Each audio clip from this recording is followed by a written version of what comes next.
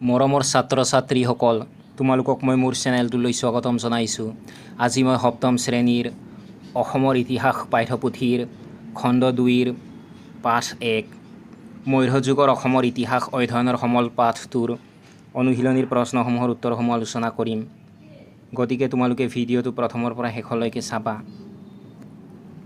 অনুশীলনীৰ আৰম্ভণিতে দিয়া আছে তলৰ প্ৰশ্নবোৰৰ 1 নঙৰ পৰা 5 নঙলৈ শুদ্ধ উত্তৰৰ কাষৰ গোল চিনটো পূৰ কৰা। 1 নম্বৰ প্ৰশ্নটো হৈছে বুৰঞ্জীবোৰ সুৰক্ষিত কৰি ৰাখিবলৈ কাক দায়িত্ব দিয়া হৈছিল? ইয়াৰ শুদ্ধ উত্তৰ হৈছে অপশ্যন নম্বৰ গ, গন্ধিয়াক। গতিকে তোমালোকে অপশ্যন গৰ কাষত থকা গোল চিনটো পূৰ কৰি দিবা।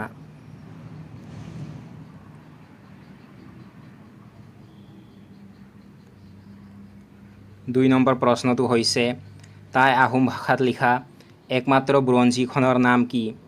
ইয়াৰ শুদ্ধ উত্তৰ হৈছে অপশ্যন নম্বৰ গ, আহোম বুৰঞ্জী। গতিকে তোমালোকে অপশ্যন গৰ কাষত থকা গোল চিনটো পূৰ কৰি দিবা।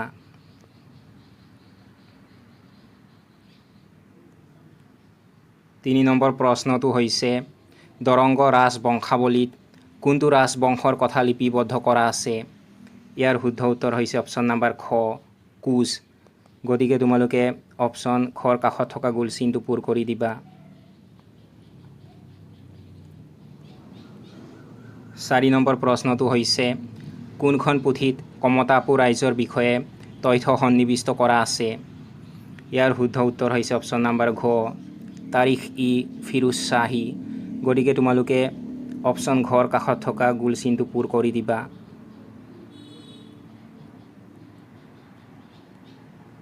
5 নম্বৰ প্ৰশ্নটো হৈছে মুদ্ৰাই ইতিহাস অধ্যয়নৰ ক্ষেত্ৰত কেনেধৰণৰ তথ্য যোগান ধৰে? ইয়াৰ শুদ্ধ উত্তৰ হৈছে অপশ্যন নম্বৰ ক, শাসকৰ নাম আৰু শাসনকাল। গতিকে তোমালোকে অপশ্যন কৰ কাষত থকা গোল চিনটো পূৰ কৰি দিবা।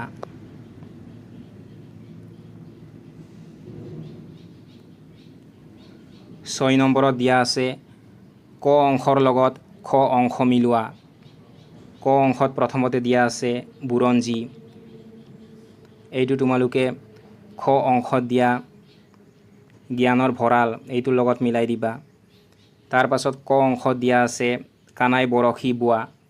এইটো তোমালোকে খ অংশত দিয়া শিলালিপি এইটোৰ লগত মিলাই দিবা। তাৰ পাছত ক অংশত দিয়া আছে আদি চৰিত পুথি।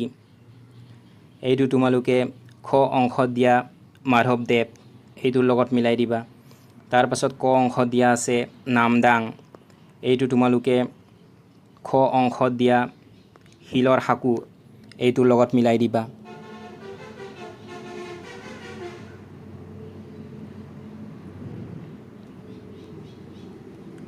7 নম্বৰত দিয়া আছে শব্দ শৃংখল। এই শব্দ শৃংখলটো মই তোমালোকক ইতিমধ্যে সম্পূৰ্ণ কৰি দিছোঁ।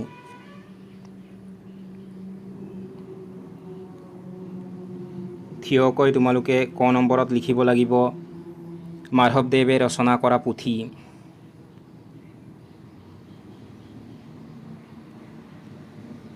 এইফালে ক নম্বৰত তোমালোকে লিখিবা থিয়কৈ লিখিবা আদি চৰিত।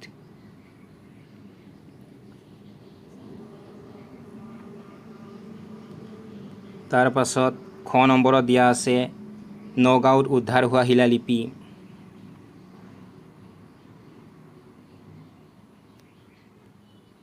এইফালে খ নম্বৰত তোমালোকে থিয়কৈ লিখিবা গছ তল।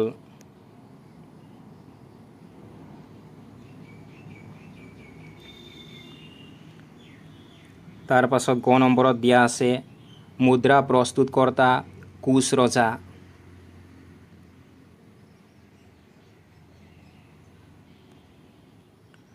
গ নম্বৰত তোমালোকে থিয়কৈ লিখিবা নৰনাৰায়ণ।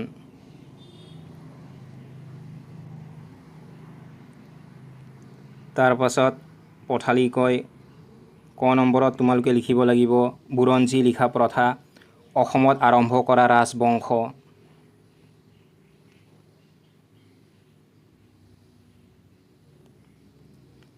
এইফালে ক নম্বৰত তোমালোকে পথালিকৈ লিখিবা আহোম।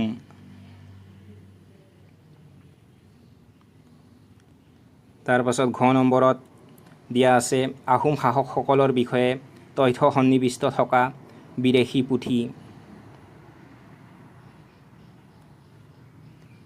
এইফালে ঘ নম্বৰত তোমালোকে পথালিকৈ লিখিবা তবাকাত ই নাছিৰী।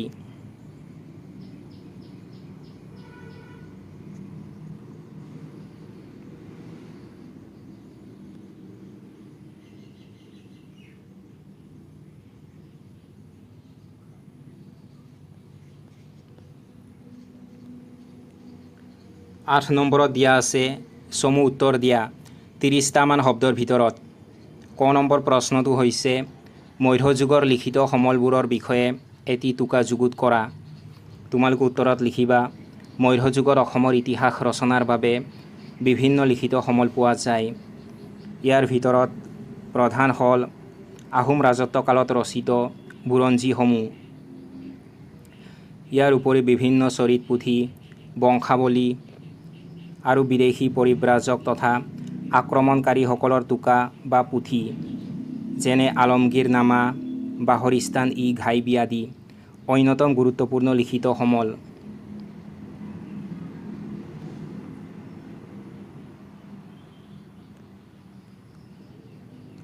খ নম্বৰ প্ৰশ্নটো হৈছে মধ্যযুগত নিৰ্মাণ কৰা স্থাপত্য ভাস্কৰ্যবোৰে আমাক কেনেধৰণৰ তথ্য যোগান ধৰে লিখা। তোমালোকে উত্তৰত লিখিবা মধ্যযুগৰ স্থাপত্য ভাস্কৰ্য যেনে ৰংঘৰ, কাৰেংঘৰ, তলাতল ঘৰ, জয়দৌল আদিয়ে সেই সময়ৰ ৰাজনৈতিক তথা সামাজিক ইতিহাসৰ গুৰুত্বপূৰ্ণ তথ্য প্ৰদান কৰে। এইবোৰৰ পৰা তৎকালীন সমাজৰ উন্নত নিৰ্মাণ শৈলী, কাৰিকৰী জ্ঞান, ধৰ্মীয় বিশ্বাস, কলা সংস্কৃতি আৰু ৰজাসকলৰ ৰাজত্বকালৰ সঠিক সময়সীমাৰ বিষয়ে জানিব পাৰি।